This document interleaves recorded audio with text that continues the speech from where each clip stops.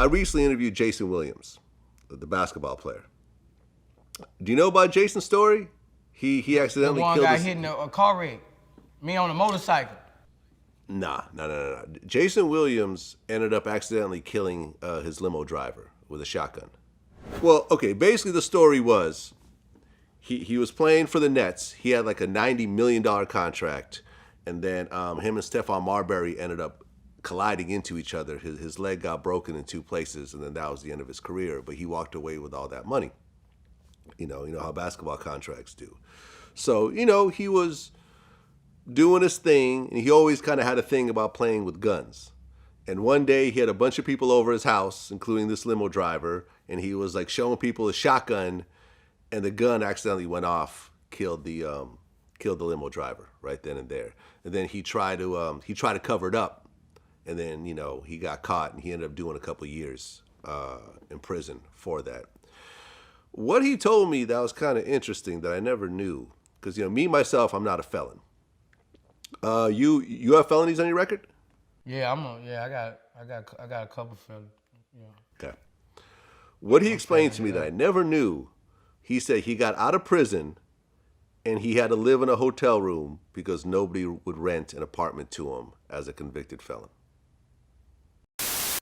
It's some things that we need to work on, is because, look, man, when I came out of prison and all those few good things that you said about me, I still could not get a place to stay, right? Because I was a convicted felon. So I don't know if you know that I had to live in a hotel while I was doing my parole. And I had, because when you are a convicted felon, I went to apply at this building. They said, denied. I didn't know that. I was like, wow, I'm denied. Why? I said, my credit's good, my money's good. Why? And they're like, you just denied. So I went to another building, and then another building. And then I went to the Yale Club and gave a speech. And the lady came up to me at the end. She goes, yeah, I own those buildings, and I'm the one denying you. True story, right? And it's the Ratner Group. And she said the HOA, Homeowners Association, or the tenant groups didn't want a convicted felon in there. And if you're a convicted felon, you can't. Yeah, of course. When you come home from jail, you don't come home with opportunities like that. You might get a job as a cook. Once you fill out your application, most times you should lie on it. That's what I advise people. You should lie on it, because even when you do get hired, you looked at a certain way. By you been in the penitentiary. It's a setup. I just feel it's a setup. It's a setup for destruction, because once prison is supposed to be rehabilitation. We done committed a crime. If we're really rehabilitated, why we're not allowed to have guns? If we're rehabilitated, if you didn't got it, why we are not allowed to have guns? We need them better than anybody. Like we need them better than anybody, and you're not allowed to do this. You're not allowed to do that. So really, I got 80% of my foot in the door, out the door in prison, and 20% of my foot in the door. Because you got me, it's like a box, man. It's like a box. It's like a box they keep you in, bro. Knowing you done been through all this, you done been on the news, your life in danger. You know what I'm saying? You're not even allowed to have a firearm. Well, I interviewed Tray Deee, and we talked about this, who's a felon as well. And the way he described it, I never heard it before. And the ones they feel will disrespect them and still keep the firearm, they know now, them the ones to pull over. Well, Tray Deee, he said that when it comes to prison, you don't just do your time and you're even. He described it as forever punishment. Yeah, but it just kind of goes to show that the point of prison is supposed to be rehabilitation. It's not. It's not. It's forever punishment. Forever punishment. Yeah, it is. Would that be accurate from your point of view?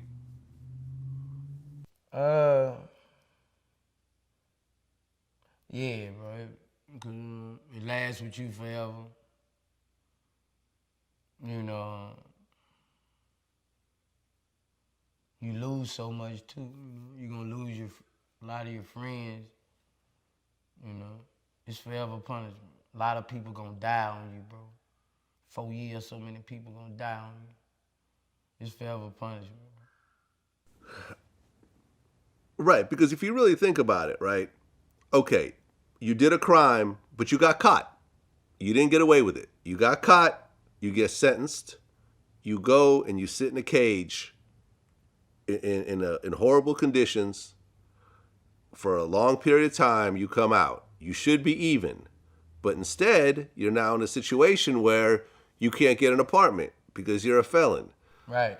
You can't get a job because you're a felon. Right. What do you think is going to happen when you put a person in that situation once they get out? They're probably going to start committing more crimes in order just to survive, right? Right. Because you're not a model. It's bullshit if the world think when you come out of jail you're a model citizen. It's bullshit. Your mind can be rehabilitated. You can be a man who can help society. The people who look at you, mind is not rehabilitated. You know, all the people, you know, once you go to prison, you gotta understand, billions of people never been to prison. So they look at the movies. And they look at you and they picture one of them characters on a motherfucking movie. You know, so they think all prison is like what they, because that's the only time they ever saw it on the movie. You know, you a big motherfucker. They thinking on Get Out, me on that movie, not, what that movie? Forgot that movie when that dude got fucked. They think you one of them dudes who fucking boys in there. You know, prison is in people's mind from television, and it made a lot of bad character for inmates coming home. You know, they actually feel like ain't too many good people in prison when they got some real good people in prison and a lot of innocent too. Yeah.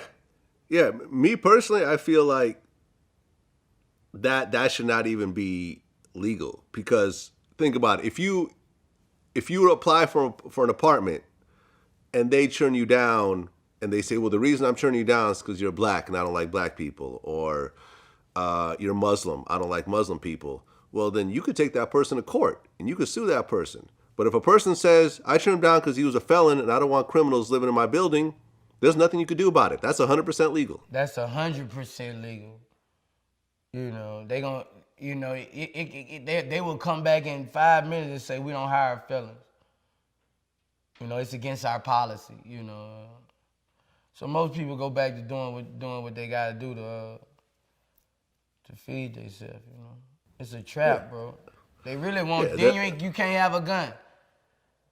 So you go back to the same neighborhood or wherever you went to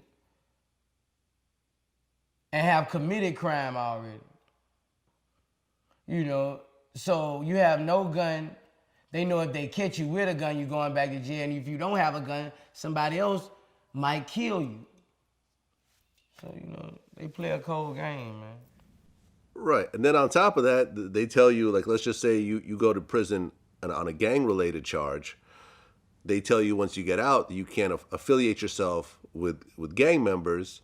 But if your whole family lives in a certain neighborhood, they're all technically are looked at as gang members. So then you don't have a support system. Then Vlad, moral of the story, the world is fucked up. The world is fucked up, man. The world is fucked up. I don't like what I see. The world is fucked up, man.